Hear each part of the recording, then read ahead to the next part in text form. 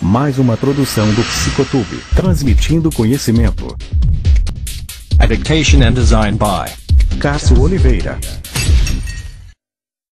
Os animais de Thorndike trabalhavam por ensaio e erro. As ações que traziam recompensa, isto é, as ações para se alcançar uma meta, tornavam-se aprendidas. Para Thorndike, são as consequências do que o indivíduo faz que mais influenciam o processo de aprendizagem.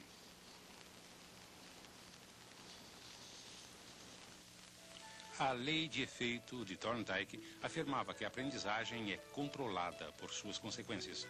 Os comportamentos seguidos de boas consequências são selecionados e repetidos, enquanto que aqueles que levam às más consequências ou absolutamente nenhuma consequência não são repetidos. Outro psicólogo americano fortemente influenciado por Pavlov foi John B. Watson, que acreditava que o comportamento aprendido e observável era a única coisa da psicologia digna de estudo científico. Atacou a doutrina dos traços hereditários e dos instintos como causa do comportamento.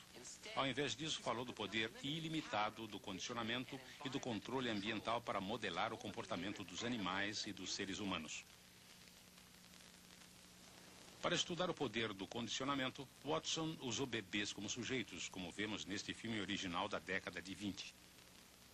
Ele mostrou que emoções fortes podiam ser aprendidas através do condicionamento e então generalizadas, isto é, transferidas para outras situações semelhantes, sem repetir o condicionamento original.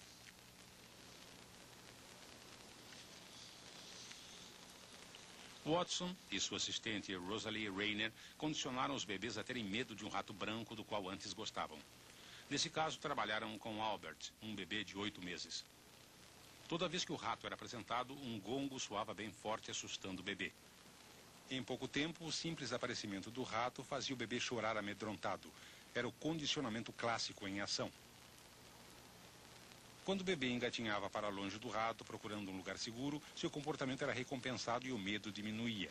Estava em ação o condicionamento instrumental. A partir daí, quando as crianças viam qualquer coisa semelhante a um rato, um coelho, um cachorro, um casaco de pele, uma máscara, seu medo aprendido era generalizado para todos eles. As crianças que antes não tinham medo ficavam facilmente assustadas com uma porção de coisas inofensivas. O estudo pioneiro de Watson era controvertido devido ao modo como usou as crianças. Hoje em dia, um experimento desses não poderia ser realizado porque criaram-se rígidas orientações éticas que regulamentam o tratamento de todos os sujeitos de pesquisa, seres humanos ou animais. Alguns anos depois dessas demonstrações, uma colaboradora de Watson, Mary Cover Jones, desenvolveu técnicas para eliminar medos naturalmente condicionados em jovens. Jones foi a primeira terapeuta comportamental. Mas estas técnicas chegaram tarde demais para alguns dos sujeitos de Watson. O destino do pequeno Albert continua desconhecido. Outra figura relevante no estudo da aprendizagem é B.F. Skinner, psicólogo de Harvard. Skinner desenvolveu as ideias de Pavlov sobre o controle e o condicionamento experimental, da ênfase de Thorndike sobre a importância das consequências do ambiente, da teoria de Watson a respeito do comportamento observável. Psychology is the science of human behavior, supported by the science of the behavior of other organisms, but human behavior is distinguished by a particular change in evolution which made it possible for the emergence of languages as special cultures. And, of course, we include in a study of behavior what people say about their mental processes and what they say about their intentions and so on.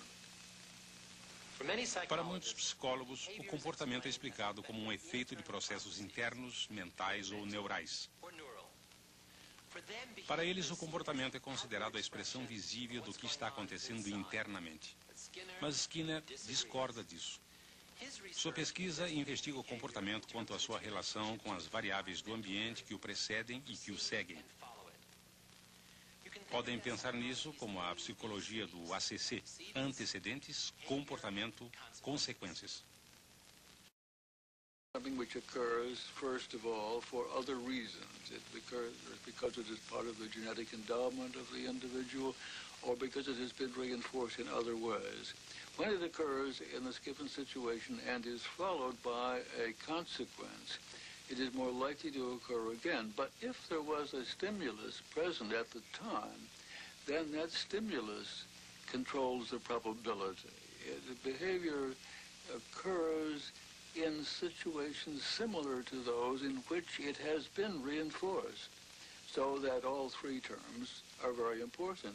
If you want an organism to do something, you create, once again, the kind of situation on which its behavior has been reinforced. No início da década de 40, Skinner começou a examinar uma resposta simples de um animal simples. Um pombo bicando um disco seguido de um reforço, um pouco de comida ou de água. O reforço pode ser qualquer coisa que aumente a frequência de resposta. O pombo era mantido em um ambiente simples e altamente controlado, que acabou sendo conhecido como caixa de Skinner. This hungry pigeon is moving about more or less at random. Sometimes it turns its head to the left. When it does, we reinforce that movement by giving the pigeon access to a dish of grain.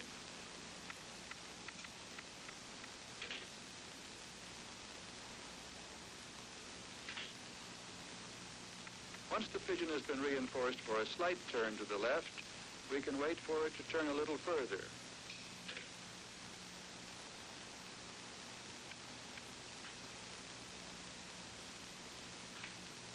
By gradual steps, we can reach a stage at which the pigeon turns in a complete circle.